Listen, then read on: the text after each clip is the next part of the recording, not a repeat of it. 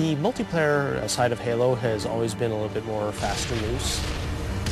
In multiplayer, everything and anything can happen. Oh my God, mother...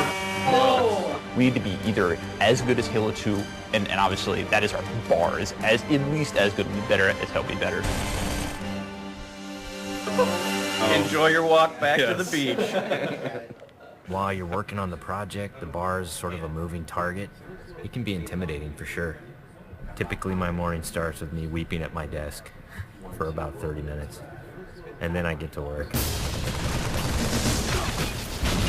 We've really gotten hardcore about instituting afternoon playtests. Okay, it's territories, 15-second respawn time. And it's become fundamental in how we're working on the game. Oh, Froman. Oh, he's so close. From day one, people have been in there playing it, which really refines the gameplay. It was horrible there. Oh, who broke territories? I think Halo 2 multiplayer has been played like 4 billion times. Competing against yourself is stressful. Coming up with these scenarios that people play over and over again. Now, how can we rethink that and create something that's new and interesting? We started getting more into these asymmetrical maps where it's offense versus defense, where that's a choke point that you want to hold. And I think High Ground is an example of that. Some of the specific things that we tried out were having a wall that you have to get past. That sort of defined whether you won or lost the game. And then we stuck some towers in, and we put AI gunners on all the towers. So as you're running up the hill, you're just getting tagged by all these AI guys. That's the direction that we went. We're like, whoa, that's way too hard. In this version, the wall is actually perpendicular to the hill. And in the final version of High Ground, that wall has been rotated 45 degrees because it had 2 turrets up here as well as 2 turrets in the other tower. So there was a lot of firepower coming down on the hill. That got all simplified into 1 turret actually right above the gate, which we felt was not as brutal to the attackers. It's pretty obvious to us when we start working on these maps that they have to be fun for the 100th and the 200th and the 1000th time. You weren't figuring out the switch in the doors? Yeah, the glows are like you want to walk up and fight. Watching people run through your map challenges a lot of the assumptions you made about it. Like, oh, I think people will use this hill for sniping, like, and then no one uses it. Then you get great comments like, this map sucks, I hate this spot, I hate you.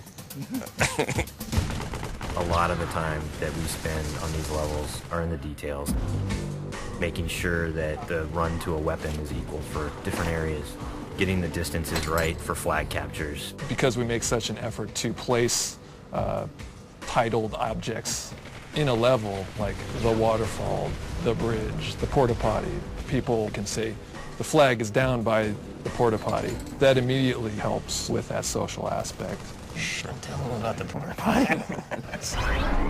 One of the things that we talked about in pre-production was player movement, and that's where the man cannon came from. There's different ways to move the player around the map. In Halo 1 and Halo 2, we had these teleporters. Although it was a great way to get around quickly, it didn't provide as much inherent danger as the man cannon does. There's almost nothing more rewarding than sniping a guy out of the air as he's man cannoning across the map.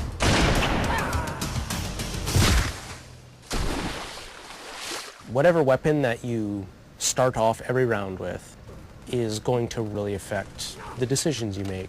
There's this thing we didn't really identify in Halo 2, that if you spawn everybody with a dual-wieldable weapon like the SMG, it changed the game. People stopped meleeing and people stopped grenading because when you're dual-wielding, you can't do either of those. One of our weapon modelers, Tom Doyle, said, hey, this is a great chance to bring back the assault rifle from Halo 1.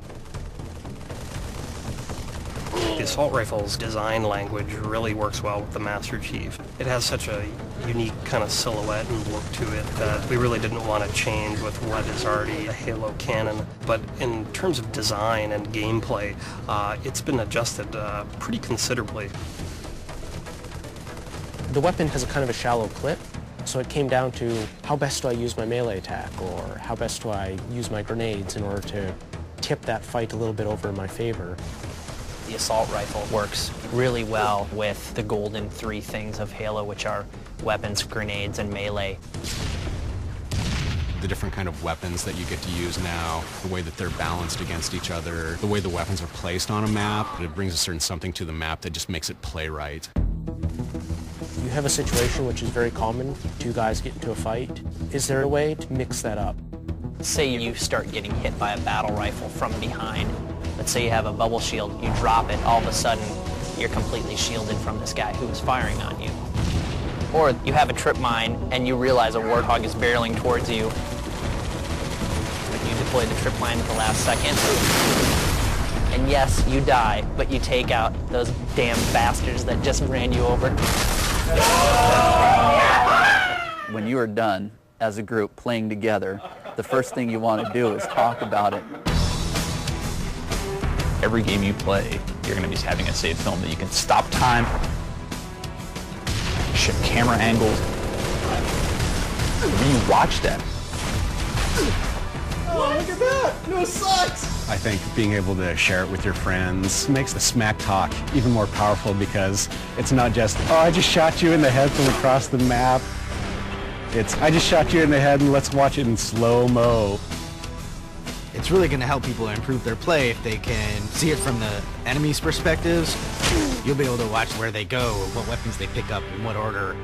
We've done a lot of paper, we have all the specs, but there's a significant part of that that's not yet finished. The big challenge ahead of us now is to make sure that we get everything that we can in the game. We're going to be what we're going to be, and we think it's really good, but everybody's expecting it to be really good. So we got to beat those expectations somehow. That's what's tough. Yeah, that's what makes me cry at my desk.